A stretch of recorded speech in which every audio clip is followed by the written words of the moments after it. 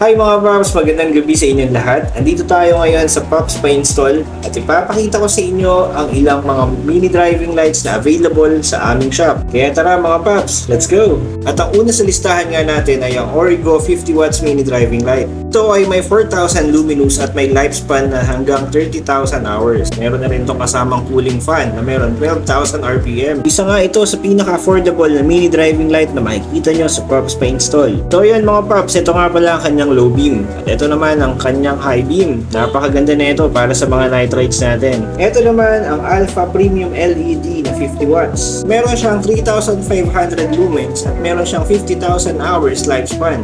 Siyempre, meron din siyang heavy duty fan na 12,000 RPM. Kaya isa rin to sa mga bestseller na mini driving light dito sa aming shop. At ito na nga mga Pops, ang kanyang low beam. Napakalakas din at napakahaba. Ito naman ang kanyang high beam mga Pops. Napakalakas din talaga nito kaya hindi basta-basta itong Alpha Premium LED. Siyempre, hindi magpapahuli ang MSM Mini Driving Light version 2. Ito ay 30 watts, meron din siyang 3,000 lumens at may lifespan na 30,000 hours. Kaya kung ang hanap mo ay affordable at pinakapasok talaga sa budget na mini driving light, MSM Mini Driving Light version 2 ang para sa'yo. At syempre mga Pops, ito nga pala ang kanyang low beam. Syempre napakalakas din. Ito naman ang kanyang high beam. Syempre lumalaban din to sa mga madidilim na kalsada.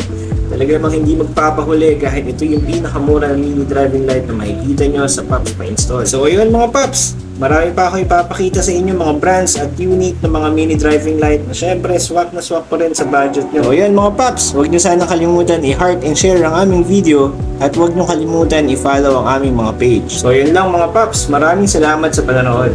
Bye!